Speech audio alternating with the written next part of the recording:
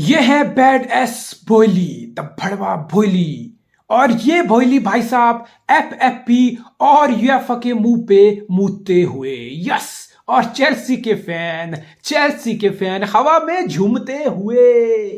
Stamford bridge का यही नारा है, भोइली भाई हमारा है, भोइली भाई जिंदाबाद जिंदाबाद जिंदाबाद। वाह गजब गजब हो गया, गजब लिटरली। चेल्सी वाह। पता जर्नलिस्ट क्या बात है, मैं आपको बताऊंगा इस वीडियो में कि कैसे चेल्सी, कैसे Todd Boehly financial fair play, जो यूएफए की गाइडलाइन होती है, जो फाइनेंशियल फेयर प्ले का रूल है जो इन प्लेस होता है to monitor the spending of the club, to monitor the losses of a top club और एनी क्लब। जो यूएफए के अंडर आता है कि क्या किस क्लब का कितना लॉस हो रहा है, कितनी स्पेंडिंग हो रही है, कितना वेज चीज है, वो हर चीज को FFP under UEFA under FFP financial fair play के अंडर मॉनिटर करता है, रेगुलेट करता है। तो मैं बताऊंगा कि ये सब हरकतें, सबको लग रहा है कि चेल्सी ने 700 million literally 600 million pound plus उड़ा दिया पिछले 6 महीने के अंदर, समर और विंटर ट्रांसफर विंडो मिला के। तो मैं आज आपको बताऊंगा कि ऐसा कौन सा काम है जिसकी वजह से चेल्सी ये सब कर भी रहा है। और लोग सबके मुंह पे एक सवाल है, देखो अगर आप चेल्सी के फैन हो, आपके लिए you are on the seventh sky, आप क्लाउड 9 पे हो। यस लिटरली, अगर आप चेल्सी फैन हो इस time, you are in cloud 9, आप बहुत एक्साइटेड हो। आपके एक्साइटमेंट की कोई इस टाइम कोई लिमिट नहीं है अगर आप चेल्सी फैन हो। और बाकी चेल्सी फैन के अलावा सबके मुंह पे, सबकी जवान पे एक ही सवाल है, where is FFP? Even United, even Manchester United जो पिछले एक डेकेड में 1.5 बिलियन, लिटरली 1.5 बिलियन उड़ा के बैठा है, वो मैनचेस्टर यूनाइटेड के फैन के मुंह पे सवाल है कि FFP is a joke, where is FFP? तो बहुत सारे चेल्सी को छोड़कर सबके मुंह पे ये नाम है कि एफएफपी कहां गया, कहां गई यूएफए? ये तो फुटबॉल रियून हो रहा है, फुटबॉल डिस्ट्रॉय हो रहा है। क्या फुटबॉल सच में डिस्ट्रॉय हो रहा है? इस पे भी बात करेंगे। लेकिन और मैं आपको यह भी बताऊंगा कि चेल्सी कैसे ये सब हथकंडे 600 मिलियन पाउंड स्पेंड कर चुका है, staying within the rules of FFP by UEFA. सब रूल के अंदर चेल्सी कैसे कर पा रहा है, कैसे चेल्सी यूएफए के लूप होल का यूज कर रहा है, वो सब बात करूंगा मैं। लेकिन देखो यार, मैं हिपोक्रेसी पे नजर डालता हूं। देखो कल ट्रांसफर विंडो क्लोज हुई, सब कुछ चुतियापा हुआ, बहुत कुछ हुआ, बकचोदी हुई, हाई इंटेंसिटी हुई, लास्ट मोमेंट पे एंजो की डील हुई, ब्रिटिश रिकॉर्ड ट्रांसफर हुई, the highest the most expensive midfielder not in the history of Premier League but in the history of entire football world. Enzo Fernandez से महंगा midfielder कोई नहीं है इस टाइम दुनिया का, ठीक है। ब्रिटिश ट्रांसफर रिकॉर्ड, सब कुछ हुआ। तो पता चेल्सी को पता कॉन्ग्रेचुलेट किया जा रहा है। मैं फैंस को मैं क्वेश्चन नहीं करता, मैं कभी भी सवाल नहीं करता। हर क्लब का फैन चाहता है यार कि उसकी टीम स्ट्रेंथन हो। इवन एवर्टन का फैन चाहेगा कि उसको कोई सऊदी का ऑनर मिल जाए, उसको कोई अमेरिकन, उसको कोई गल्फ कंट्री का कोई ऐसा ऑनर मिल जाए जो उसके क्लब में इन्वेस्टमेंट लाए, जो टॉड बॉयली की तरह स्पेंड करे। डोंट गेट मी रॉन्ग, हर एक क्लब चाहेगा कि उसका ऑनर टॉड बॉयली जैसी स्पेंडिंग करे, उनकी टीम को इतना मजबूत करे, स्ट्रेंथन करे। फैंस का इसलिए मैं बोल रहा हूं, फैंस को मैं बिल्कुल ब्लेम नहीं करता, लेकिन मैं जर्नलिस्ट, जो सो कॉल्ड एक्सपर्ट्स हैं, पंडित हैं, मैं उनका दोगलापन देख रहा हूं। चेल्सी ने विंडो क्लोज की, कल पता खबरें क्या रही, congratulation to Chelsea, wow this is the most beautiful window, वाह चेल्सी ने कितना अच्छा बिजनेस किया, टॉड बॉयली ने कितना, वाह वाह वाह, टॉड बॉयली बहुत गजब बिजनेस किया यार। बेनफिका 1 महीने पहले भी 120 मिलियन मांग रहा था एंजो फर्नांडिस का, और कल भी 120 मिलियन ही चेल्सी ने दिया। गजब यार, क्या नेगोशिएशन स्किल है भाई, कितनी भयंकर नेगोशिएशन स्किल है। 120 मिलियन दे दिया एक प्लेयर का जो बेनफिका 1 महीना पहले भी 120 मान रहा था, और कल डेडलाइन डे में फाइनल आवर में 120 दे दिया। वाह, क्या क्या गजब काम कर रहा है टॉड बॉयली, क्या गजब काम कर रहा है। कुकुरेया को जो सिटी 40 दे रही थी, आपका चेल्सी उसको 65 में उठा दिया। गजब यार, क्या नेगोशिएशन स्किल है टॉड बॉयली की। वाह वाह, is a brilliant, is a genius. Mudryk को 100 मिलियन दे दिया, वाह जीनियस है यार। मुद्रिक जैसा प्लेयर जो 500 मिलियन का 100 मिलियन में ले लिया। एंजो फर्नांडिस जैसा प्लेयर जो बेनफिका 200 मांग रहा था, उसको 120 में ले लिया चेल्सी ने। वाह यार, टॉड बॉयली जीनियस है यार। टॉड बॉयली कितना बड़ा काम कर रहा है, तालियां बज रही हैं, टॉड बॉयली के एडमायरर बढ़ रहे हैं, और चेल्सी के तो होनी चाहिए। लेकिन बाकी लोग, अरे फकिंग किडिंग मी, वो बंदा जो सामने वाला क्लब जितना मांग रहा है उसको मुंह पे उतना दे रहा है। बिडिंग वार, अगर आर्सेनल ने 90 दिया मुद्रिक के लिए, उसने 100 फेंक दिया। एंजो के लिए 120 का 120 उसको देना पड़ा। कुकुरेया के लिए सिटी 40 की सिटी कॉट बीट करके 65 दे दिया, उसको तालियां मिल रही हैं यार। पैसा हो तो क्या कुछ नहीं होता भाई, पैसा हो तो लिटरली कुछ भी, लोग तुम्हारी तारीफ कर लेंगे, तुम्हारी चाट लेंगे, तुम्हारे पैरों में गिर जाएंगे। All you need is to have power, and power आती है पैसे से भाई। ये ब्रूटल ट्रुथ है, ये जिंदगी का ट्रुथ है। ये सब चेल्सी की बात नहीं है, ये सब फुटबॉल की बात नहीं है। जिसके पास पैसा है उसके पास पावर है, उसी का फेम है, उसी का रुतबा चलता है, उसी का सिक्का चलता है, हेड भी उसी का होता है, टेल भी उसी का होता है। बस इस टाइम वही हो रहा है। लेकिन जब सिटी, जस्ट इमेजिन, जब सिटी तो इतना, खैर एक विंडो में इतना ज्यादा कभी स्पेंड भी नहीं किया, 100 मिलियन ग्रिलिश को छोड़ के। अगर आप प्रीमियर लीग की टॉप 10 मोस्ट एक्सपेंसिव ट्रांसफर देखोगे तो सिटी का सिर्फ एक बार नाम है, मैनचेस्टर यूनाइटेड की 5 साइनिंग है। देखो सिटी पैसा उड़ाती है तो पता क्या बातें होती थी, अर्ब मनी, ऑयल मनी, ये है वो है, सिटी फुटबॉल को रूइन कर रही है। अब वही जर्नलिस्ट की बात करो, फैन की बात नहीं कर रहा, पहले बोला था मैंने, अब वही जर्नलिस्ट बोल रहे चेल्सी, वाह Todd Boehly is genius, congratulation to Chelsea, this is the best window by any team ever in the history of football. Narrative देख रहे हो, परसेप्शन देख रहे हो कैसे बनाई जा रही है। बिकॉज चेल्सी का ओनर है अमेरिकन, और अमेरिकन, इंग्लैंड, ब्रिटिश, ये सब वेस्टर्न हिपोक्रेसी, एक तो वेस्टर्न कबाल, ये वेस्टर्न कबाल है लिटरली। ये एक दूसरे को देखो कैसे सपोर्ट करते हैं, कैसे एक दूसरे के लिए परसेप्शन बनाते हैं। अगर यही चेल्सी का ऑनर कोई अरब होता ना, मैं सिटी का भी छोड़ दो आप, यही चेल्सी का ऑनर टॉड बॉयली की जगह कोई अरब होता, मिडिल ईस्ट का होता, भाई कुत्ते की तरह उसको ट्रीट किया हो रहा था, उसकी हरकतों को बैश किया होता था सुबह शाम मीडिया वाले एक्सपर्ट्स टीवी पे बैठ के। बट नहीं, it's American, it's part of western hypocrisy, it's part of British culture hypocrisy, perception, propaganda कि वेस्ट है, वेस्ट में ही लोग सब कुछ है, बाकी सब तो कीड़े मकोड़े हैं।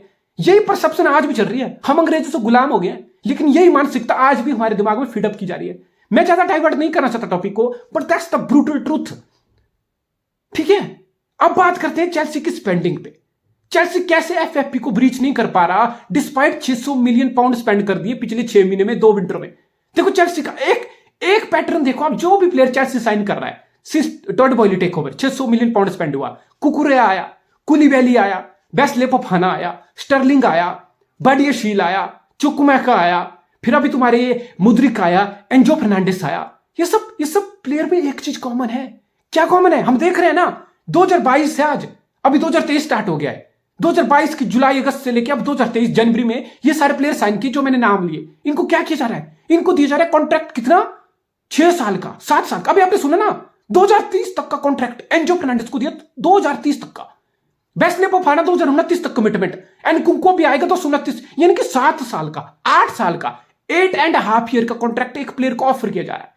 आप सोचोगे ओ चेल्सी का, तो मुझे भी स्टार्टिंग में लगा यार चेल्सी का तो बहुत लॉन्ग टर्म प्रोजेक्ट है, चेल्सी तो बहुत विजन दिखा रहा है। बिकॉज एक प्लेयर को किसी भी क्लब में 8 साल का कॉन्ट्रैक्ट साइन कराने के लिए, कमिट कराने के लिए, भाई आपको प्लेयर को बहुत कन्विंस करना पड़ेगा बिठा के, वरना कोई प्लेयर क्यों चाहेगा किसी भी, कोई भी क्लब हो यार, यू नेवर नो कल को आपका मैनेजर के साथ रिलेशन कैसे हो जाए, कल को टीम की परफॉर्मेंस कैसी हो जाए, कल को आपके अपने खुद की परफॉर्मेंस कैसी हो जाए, आपको कहीं और जाना हो।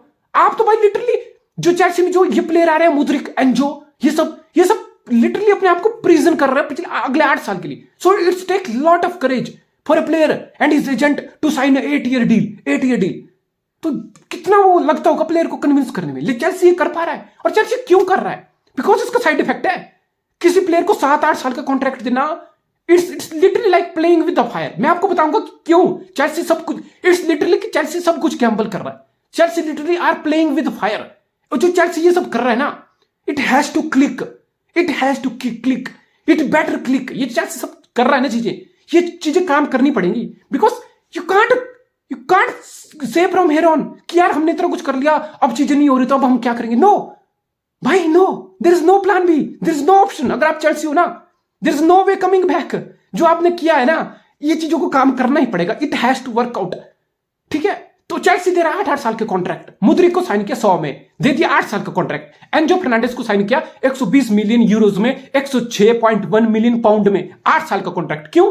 बिकॉज एफएफपी में पता क्या होता है, आपको अपनी बुक एडजस्ट करनी होती है, आपको अपना base structure, income, transfer fee, ये सब एडजस्ट करना होता है। तो बेसिकली आप अगर प्लेयर को 8 साल का कॉन्ट्रैक्ट कर रहे हो और सपोज मुद्रिक 100 मिलियन का है, 8 साल का कॉन्ट्रैक्ट है, यानी कि जो आपकी ट्रांसफर फी है 100 मिलियन की, आप उसको 8 साल के over the length of contract, अगर 8 साल का कॉन्ट्रैक्ट है तो उस ट्रांसफर फी को आप 8 साल के लिए स्प्रेड कर सकते हो, सैग्रीगेट कर सकते हो। ठीक है, कि 8 साल के लिए 100 मिलियन की ट्रांसफर फी है, 8 साल का प्लेयर का कॉन्ट्रैक्ट है, सिंपली 8 से डिवाइड कर दो उस फी को, यानी कि आप 8 साल तक ट्रांसफर फी को थोड़ा थोड़ा करके हर साल में एडजस्ट कर सकते हो through out the length of the contract. कि कॉन्ट्रैक्ट की लेंथ 7-8 साल कर दो और ट्रांसफर फी को 7-8 साल में 15-15, 20-20 मिलियन हर साल में दिखा दो, बुक बैलेंस हो जाएगी, एफएफपी आएगा, यूएफ हमारा चेक करेगा बुक, हम तो दिखा देंगे। देखो मुद्रिक 100 में आया, एंजो 120 में आया, 8 साल का कॉन्ट्रैक्ट है, 8 साल में हमने स्प्रेड कर दी, सेग्रीगेट कर दी 120 मिलियन की एंजो फर्नांडिस की transfer fee over the length of contract.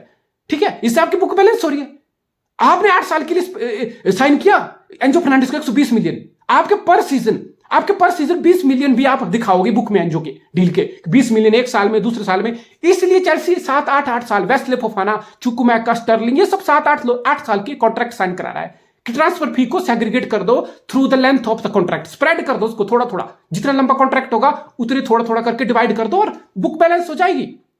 और एफएफपी को ये चीज, यूएफए को ये चीज समझ आ गई, ओह ये तो लूप होल है।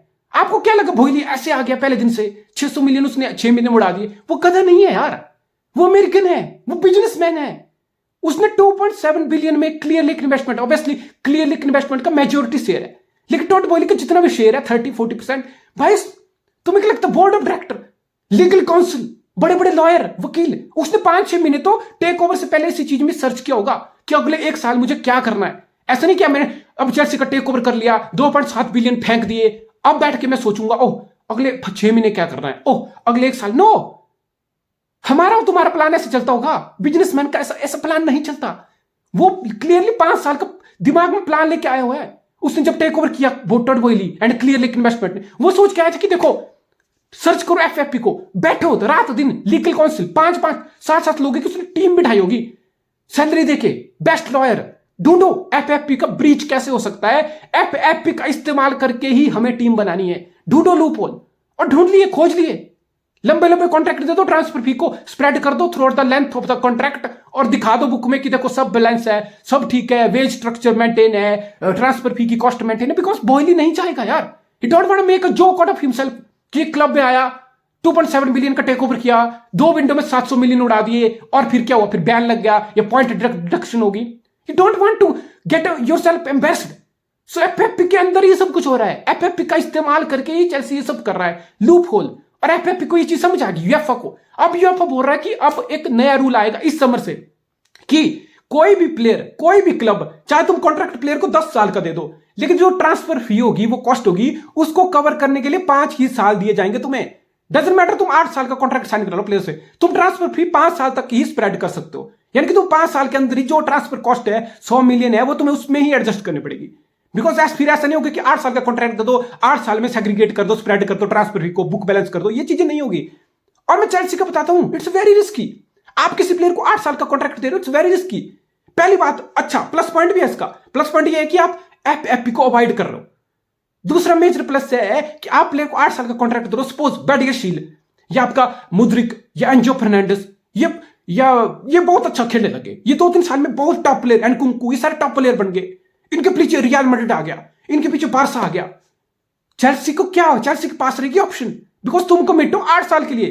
तुम 2 साल बाद ये नहीं बोल सकते ओह मुझे तो प्रीमियर लीग से मेरे पीछे तो रियल मैड्रिड आ गया या बारसा आ गया, मेरा तो सपना है, मैं एंजो फर्नांडिस हूं, मैं तो अर्जेंटीना से हूं, मुझे मेसी के फुट स्टेप फॉलो करना है, मुझे बारसा में खेलना है, मुझे बारसा में खेलना। नहीं, तुम 2 साल बाद 3 साल बाद ये चीज नहीं बोल सकते हो। अगर तुम बोलोगे भी तो सारी कमांड चेल्सी के हाथ में रहेगी, बिकॉज कॉन्ट्रैक्ट है 8 साल का। चेल्सी फिर आराम से तुमसे 150 मिलियन मांग सकती है क्लब से कि 2-150 मिलियन, भाई 4 साल पड़े कॉन्ट्रैक्ट में, 5 साल पड़े कॉन्ट्रैक्ट में, 2-150 मिलियन नहीं देना, चुपचाप बैठो। या रिलीज क्लॉज डाल देगा चेल्सी, 250 मिलियन का डाल देगा एंजो फर्नांडिस में। सोच पोज 3 साल बाद, 3 साल तक प्रीमियर लीग में आग लगा दिया एंजो फर्नांडिस ने, मुद्रिक ने रिलीज क्लॉज डाल दिया 250 मिलियन का। अब फिर कॉन्ट्रैक्ट है 8 साल का और 5 साल बचे हैं, आ गया रियल मैड्रिड, आ गया बार्सिलोना, फेंको 200 मिलियन नहीं देने, आना 4 साल बाद आना, जब 1 साल बचेगा कॉन्ट्रैक्ट में तब नेगोशिएट कर लेंगे। सो चेल्सी के हाथ में कमांड रहेगी, लेकिन साइड इफेक्ट बहुत बड़ा है, बहुत बड़ा साइड इफेक्ट है। जस्ट इमेजिन चीजें खराब होना शुरू होगी, जस्ट इमेजिन कर लो यार, मुद्रिक की साइनिंग काम नहीं कर रही, एंजो फर्नांडिस 2 साल हो गया, मैनेजर से रिलेशन फकअप हो गया, गेम टाइम का इशू हो गया, प्रीमियर लीग उसको पसंद नहीं है, उसको कहीं और जाना है, या उसकी परफॉर्मेंस ही नहीं आ रही, तो फिर तो चेल्सी पे बर्डन बन जाएगा वो प्लेयर।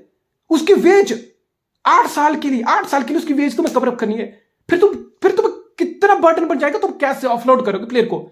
और अब ये ऑफलोड कब होगा, क्योंकि प्लेयर की परफॉर्मेंस तो पहले नहीं आ रही, वो पहले उसका परफॉर्मेंस नीचे लगी हुई है, तो फिर ऑफलोड करने के लिए कौन आपको कितनी वैल्यू देगा, कहां आपको लोन करना पड़ेगा, यानी कि कॉम्प्लिकेशन, वेज का स्ट्रक्चर, वेज बिल, बर्डन 8 साल के लिए अगर प्लेयर परफॉर्म नहीं करेगा, यानी कि साइड इफेक्ट भी इस चीज का है, बहुत तगड़ा साइड इफेक्ट है यार। और एक और UEFA under FFP financial and sustainability rule, yes UEFA का फाइनेंशियल एंड सस्टेनेबिलिटी रूल आने वाला है, जिसके हिसाब से कोई भी क्लब अपनी इनकम का, सपोज आप चेल्सी हो, आप पूरे सीजन में आपका रिवेन्यू मैच डे से लेके, टिकट सेल से लेके, ब्रॉडकास्टिंग से लेके, टीवी राइट से लेके, मर्चेंडाइज से लेके, ठीक है, मैच डे रेवेन्यू, हर चीज से आप पूरा एक साल की आपका रेवेन्यू है 600 मिलियन, ठीक है, चेल्सी का 600 मिलियन है।